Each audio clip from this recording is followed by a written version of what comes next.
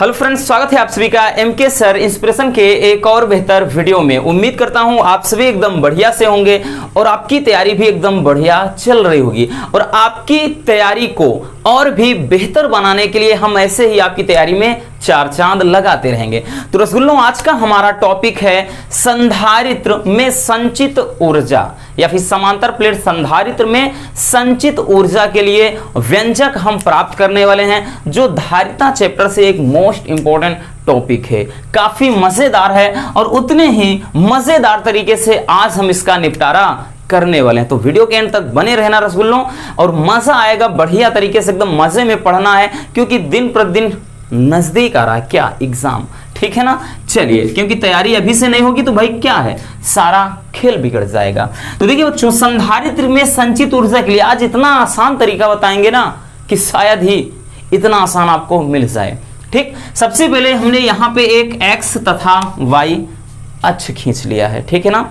x अक्ष और y अक्ष हमने खींच लिया है। क्यों खींचा है भी बताते हैं। ठीक, तो x तथा y दो अक्ष यहां पर खींच लिया है, और माना ये बिंदु O पर क्या होते हैं, मिल जाते हैं। बिंदु O पर ये जब मिलते हैं, और इधर जो y अक्ष है दर्शा रहा है बच्चों आवेश को, y अक्ष आवेश की मात्रा को दर्शा रहा है, और इधर जो x अक्ष है वो विभवांतर को दर्शा रहा है। यानी अगर हम किसी भी संधारित्र को क्यों आवेश देंगे तो उसका जो विभवांतर v हो जाएगा। ठीक, यानी इसमें वृद्धि करेंगे तो ये भी बढ़ेगा। तो जैसे मान लेते हैं कि किसी समय ये यहां से यहां तक भाई यहां पहुंचाया है विभवांतर, और यहां से क्या करेंगे, इधर ये पहुंचाया, सॉरी इधर आवेश यहां तक है, ये विभवांतर। ऐसी सिचुएशन में अगर हम इसको जैसे बढ़ाते चले जाएंगे बच्चों, ध्यान से समझिएगा, इसको ऐसे बढ़ाएंगे तो कहने का मतलब है एक यहां से हम सरल रेखा खींच सकते हैं, बिल्कुल खींच सकते हैं बच्चों। और इसको अगर हम ऐसे करके मिला देते हैं तो ये एक ट्रायंगल बन जाता है, ठीक है ना। इसका सही लाइन थोड़ा, ठीक, तो यहां पर हम बिंदु इसको A दे देते हैं, ठीक, इसको अपन B दे देते हैं। बात समझ में आया, एक ट्रायंगल यानी त्रिभुज का निर्माण हो गया, ठीक है ना। हमने क्या बताया बच्चों, अब लिखने वाली चीजें क्या है वो थोड़ा लिख लेते हैं कि माना, ठीक, माना बहुत सारे बच्चे बोल रहे थे थोड़ा लिख दिया करे सर, तो डोंट वरी रसगुल्लों, आप बोले हम ना करें, हो ही नहीं सकता। कि माना किसी संधारित्र की धारिता C है, फिर आगे लिखेंगे इसे Q आवेश देने पर विभवांतर V हो जाता है, विभवांतर V हो जाता है। ठीक, फिर आगे लिखेंगे कि V तथा Q के बीच ग्राफ खींचने पर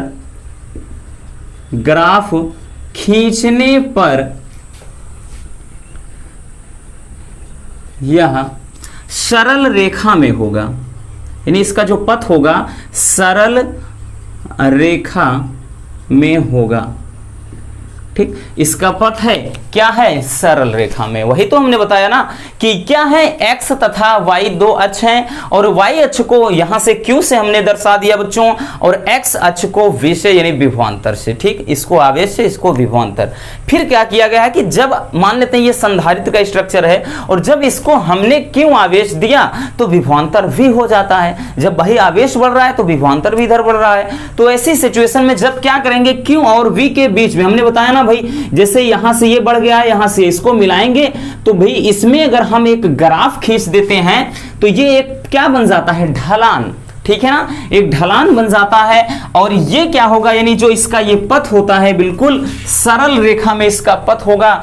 अब यहां से जो स्थितिज ऊर्जा हम निकालेंगे, अब लिखेंगे बच्चों हम वैद्युत स्थितिज ऊर्जा। वैद्युत स्थितिज जो ऊर्जा होगी बच्चों वो क्या होगा, त्रिभुज AOB का क्षेत्रफल, AOB का क्षेत्रफल, ठीक, वो इसलिए रसगुल्लों क्योंकि संधारित्र, ठीक है, जो संधारित्र में दी गई ऊर्जा होती है वही स्थितिज ऊर्जा के रूप में संचित हो जाती है, निहित हो जाती है। इसलिए जो वैद्युत स्थितिज ऊर्जा होगी वो त्रिभुज AOB के क्षेत्रफल के बराबर हो जाएगी, ठीक है ना। तो जो स्थितिज ऊर्जा है इसको दर्शाते किससे हैं, U से।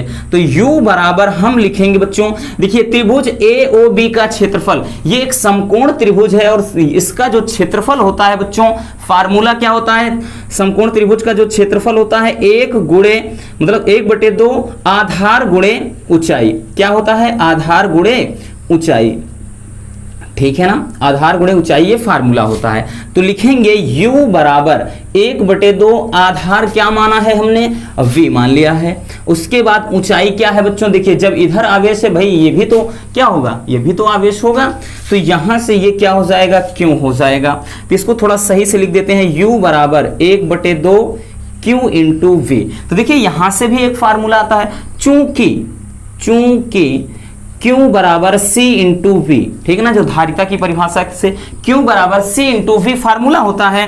देन ये क्या हो जाएगा, ध्यान से देखिएगा, हो जाएगा U बराबर 1/2, Q के स्थान पे CV रखेंगे तो भाई C और V ये क्या हो जाएगा, एक बार रख देते हैं, ये CV हुआ और इंटू का ये V हो जाएगा, ठीक। थोड़ा इधर देख लेते हैं बच्चों, यहां से अब इसको हम जब रखेंगे तो U बराबर 1/2 हो जाएगा, ठीक, 1/2 हो जाएगा C और यहां से देखिएगा C और ये V स्क्वायर। तो यही हमको क्या करना था, प्रूफ करना था, ठीक है ना, यही हमको प्रूफ करना था कि U बराबर 1/2 CV स्क्वायर।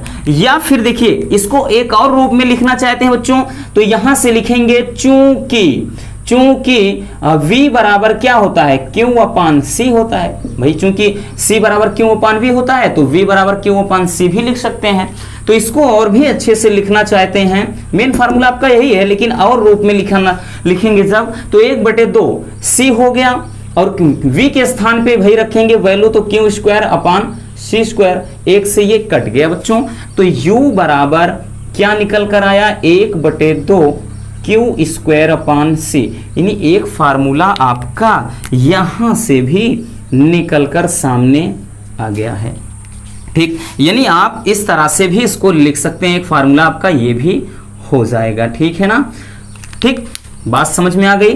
तो इस तरह से आप बहुत ही सिंपल तरीके से इस टॉपिक का निपटारा कर सकते हैं, ठीक। आई होप कि ये टॉपिक आपको बहुत ही अच्छी तरह से समझ में आ गया होगा। अगर वीडियो पसंद है तो प्लीज वीडियो को लाइक कर देना और नए हैं तो चैनल को सब्सक्राइब जरूर कर लीजिए। मिलते हैं किसी और समझदार वीडियो के साथ। Love you, bye bye, take care. और हाँ, इसको स्क्रीनशॉट कर लीजिए।